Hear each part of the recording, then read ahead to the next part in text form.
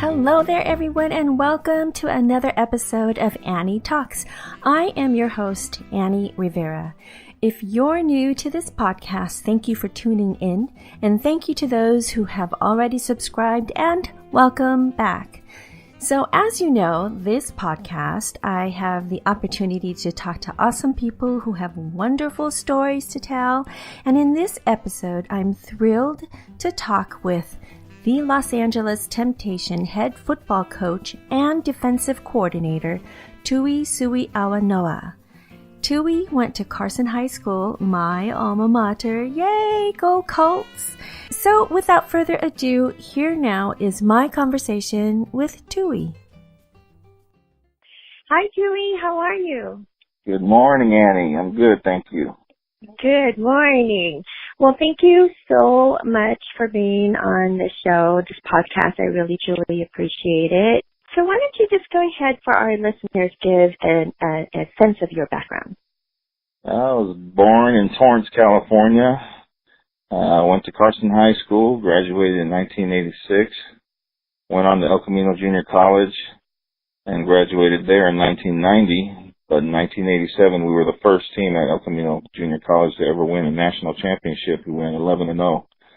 So after I finished playing football at El Camino, I ended up getting my first coaching job there from the head coach while I was still there taking units, and he wanted me to help coach the team. So that's where I first started my coaching experience, and that was in 1989. And from there, I went on to the University of Hawaii. Didn't last too long. Apparently classes don't take place on the beach. Yeah. Bummer. Too bad they just don't have those classes on the beach, huh? Yeah, too bad. I ended up coming home, and I ended up getting involved in a football league, the first of its kind, called the Minor League of American Football, in which my head coach was Rod Martin of the Oakland Raiders, and he got me my start into the professional football, and I got a tryout with the Raiders back in 97. So it was the first of its kind. Then I ended up at the American Sporting Combine, where I tried out for them, and I got hurt, and that was pretty much the end of my football career. But then I came back home, and I went into coaching high school. So I coached at Redondo Beach High School for 3 years, varsity, and then I ended up at Carson High School for 2 years, varsity. And then as time went by, a friend of mine who was the original head coach of the LA Temptations, when they first started the league in 2009, he was the head coach, and he found out that I wasn't coaching high school anymore, and he asked me if I could come and help him coach. And I said, sure. I had no idea it was women's football. And when I got, he surprised me with that one.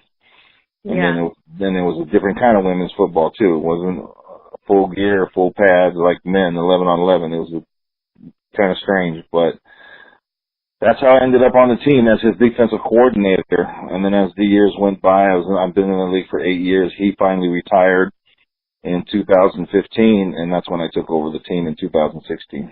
That's a really good chronology of how you got started. So for our listeners, and for no one, or including myself, who don't know about the LA Temptations, can you tell a little bit about what it is? And you alluded to that. It's not a normal traditional football team or league or game because, obviously it involves women. So tell us a little bit about that. The LFL is 7-on-7 football. It's like arena football, where it's the same, and football is the same way. The girls play hard, they compete, they play just like the men, they have to. And the only thing different about this game is the uniforms. This game involves sex appeal, and the women wear less uniforms in equipment than your normal football player would. But that's the whole idea of the league, was to draw the young crowd, the young male crowd, to these games by having these women dress the way they do in their uniforms. But they'd be surprised when you see them play. The uniforms is what draws them to the game. Their hard-hitting play and competition and what they do and the way they play the game is what keeps them in their seats. does injury play a factor? Is there a sense of that they have to play a little lighter because they don't have the full gear to protect them, or talk about that? Well, they have the gear enough to where they're protected, but no, there's no way they could play any lighter or any softer. They have to play just as hard as the men do, because that's what's going to sell this game. Nobody wants to come to a game where women don't know what they're doing or don't play as hard. It's not going to draw any fan base that way. So they have to play just as at the level that men do. So that's the only way this league is going to survive, is when the game plays exactly how it is at the level of the men. So is this league also nationwide, or is it regional, or? Oh yeah. Okay. And how many teams are there? Do you know? We started off with 10, and then one season we had 12, and now we're down to 8 again. So we're at 8 teams right now, all across the country. We have one in Cali, one in Seattle, Denver, Austin, Texas, Atlanta, Chicago, Omaha, Nebraska, and I'm missing somebody somewhere, but Pittsburgh. Pittsburgh. Oh, Pittsburgh. And then what's your season like? What's a typical season for you? Season starts in the end of May, early April. Early April, actually the end of April, early May is when the season starts. We play in the spring and summer, when regular football seasons of men are done. So we play during when the hot season, which is pretty much summer. So yeah, that would be the end of April all the way through September. The beginning of September is when the league ends. So now talk a little bit about some of your biggest challenges as head coach. Biggest challenges is pretty much, I came to this league because I wanted to challenge myself as a coach to see if I could teach women who've never played football before, to see if I could teach them to play at that level. And that was pretty much the hardest thing to do. You have patience. You have to have patience in order to teach these women how to play, because if you don't, you're not going to last long. So that was pretty much the toughest part for me, and to keep going about that every year in and year out, teaching new players. And then what the thing is, these girls pick up so fast because they're athletes. That's who we look for. Athletes who know who can play, who played in college, who have played in high school.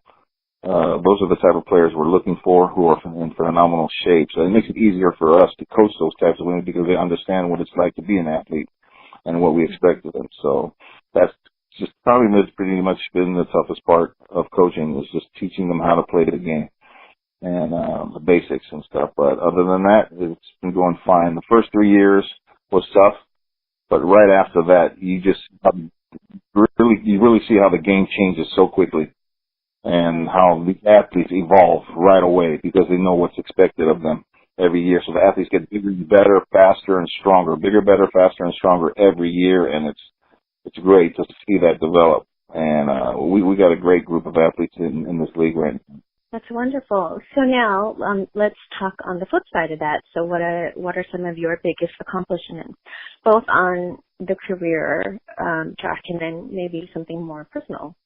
Well, when we first started the league in 2009,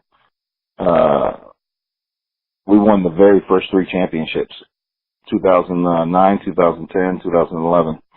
And that was an accomplishment right there. We thought we maybe win 1, or, we come close, but winning 3 in a row was pretty much what set the tone for the rest of the league, and let everybody else know this is how you have to play football if you're going to come up against Los Angeles and play us. And now you see us, we've dropped off a bit. We're no longer the head honchos in the league anymore. Chicago has now caught up to us with their 3 championships, and Seattle has caught up with 2. So, it's great to see, the league, other teams come into play and challenge you for those things, because it only makes the league grow, and it's going to make the league better. We can't dominate all the time in Los Angeles, even though we want to, but it's great for the league that you see other teams taking championships and winning, so they can experience the same thing. What about on the personal side? What are some of your biggest accomplishments on your personal side? Personal side, other than winning my championship in college, that was a big thing. And being the first person to graduate from my family, I'm the oldest grandchild in my family, and I was the first person to graduate from college. And that really made my grandparents and my parents happy to see me walk the stage and have that diploma from high school and in college. So that was a big deal for me to be the first in my family to do it. So it set the tone for the rest of the grandchildren after me. And now we got a lot more grandchildren graduating from college now. And I'm hoping it's because of me. Congratulations. It's a really huge feat. And, not college is not for everybody, but, when you set your mind to it, this is what can happen. You bigger and better things are before you. So, thanks for being that role model. Well, if they would have held the classes on the beach, it would have been for everybody. Yeah, seriously. So you talked a little bit earlier about, that the ladies have to play just as hard as, a regular NFL team. What other comparisons are there with, say, the NFL and other teams? Comparison-wise, it's tough because, we don't have the $1 million marketing budget like the NFL has. So it's tough for us to go out there and really get people to come to our games. I mean, we pretty much got to do it on our own.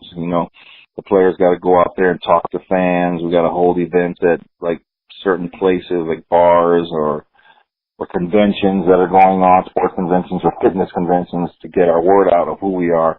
But some, we've been lucky enough to have the media, get wind of who we are and start tagging along and start promoting these women. I mean, we've had girls come on the news, be interviewed on TV shows.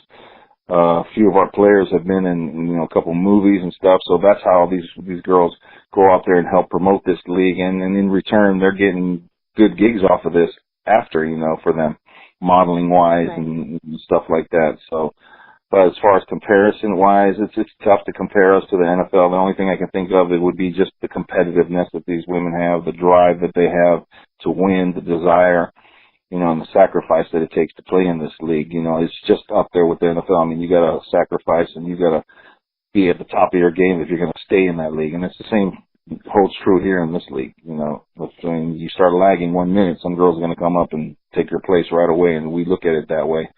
So that's pretty much the only comparison I can see with our league and the NFL is the competitiveness and the drive and the sacrifice and all that. Okay, so then let's talk about the goals of the team. What do you see in terms of the goals for the team and for yourself as the head coach? Oh, the goals has been the same every year. We want to win championships every year. And right now we have a chance this year to be the first team to win 4 championships and set ourselves apart again from everybody, which is what we try to do every year. So we want to win this 4th one this year. Because I haven't really told anybody, but I'm retiring after this year. So I turn 50 next year in October. So I figured that'd be a good time to go out, and hopefully we're on top and we win our 4th and we can be the first team ever in NFL history to win 4 championships in the 8 year that this league has been around. So that's what all the girls want to do. They want to win that championship. What are some of the memorable stories that you can share with us about this team and about the league?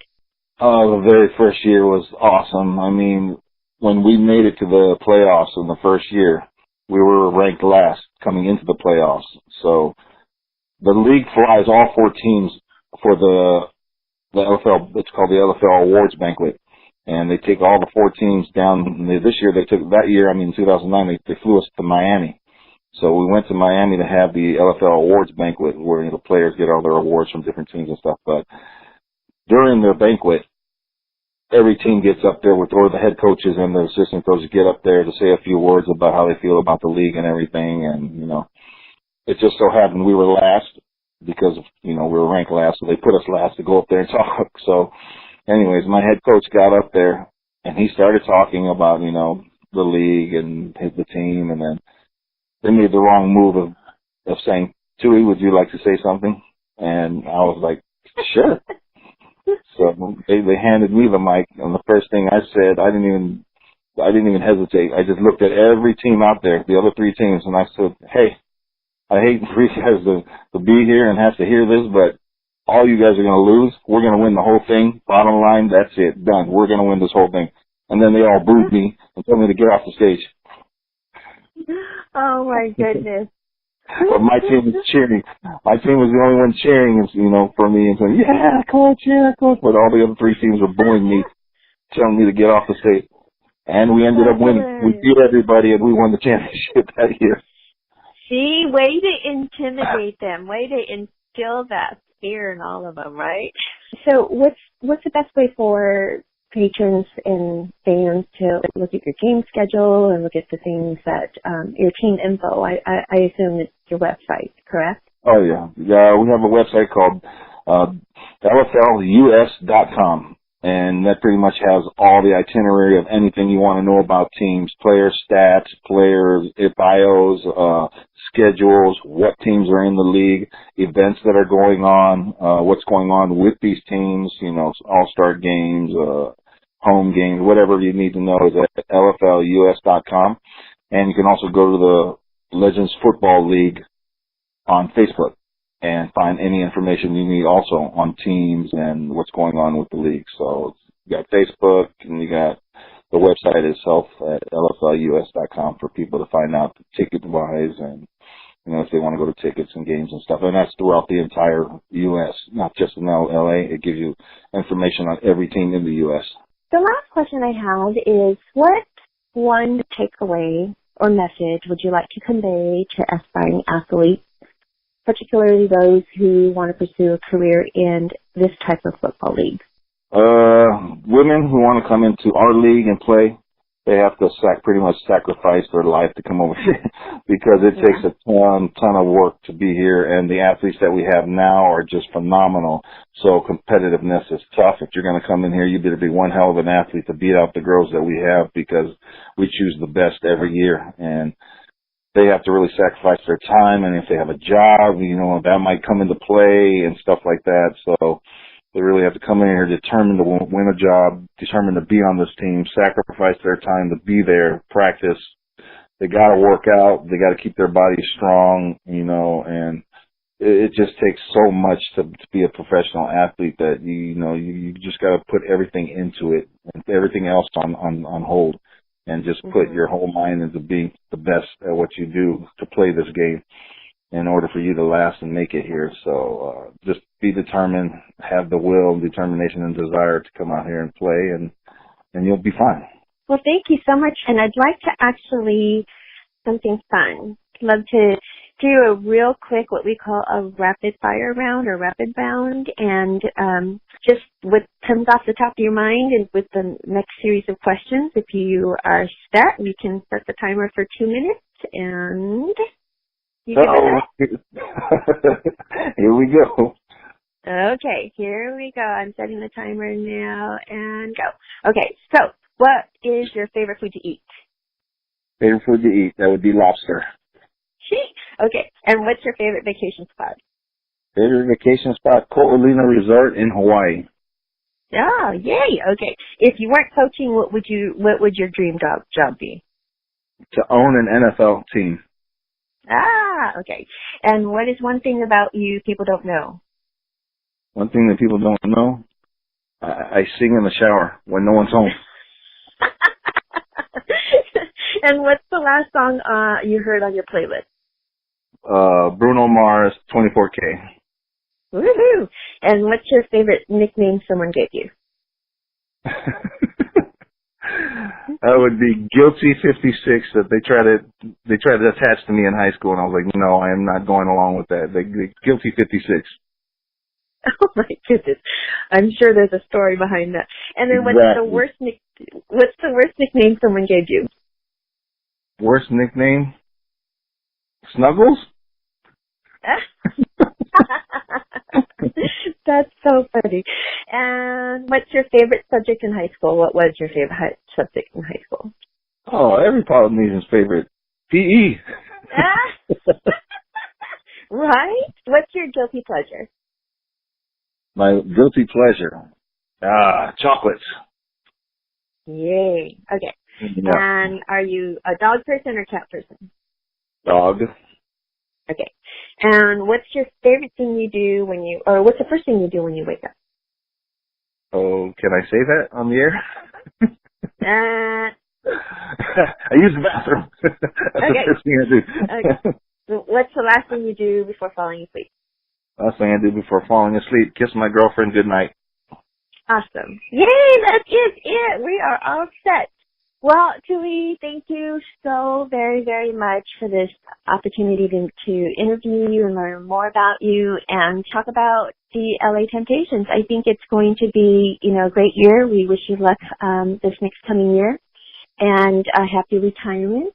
So everybody, we just heard from Tui Suiaunoa, and he is the head coach and defensive coordinator for the Los Angeles Temptation. And if you haven't heard about the Los Angeles Temptation, you can take a look at their website at lflus.com. Search around and be sure to see some of their bios and their photos. I think you'll be absolutely intrigued, and I'm actually looking forward to attending one of the games next year. So hopefully we'll see you on the field and see some of your athletes in action. Well, thank you, Annie, for letting me be a part of this. It was great. Thank you. Everybody say goodbye to Tui, and thank you, Tui, so very much. Take care, Annie. Thank you.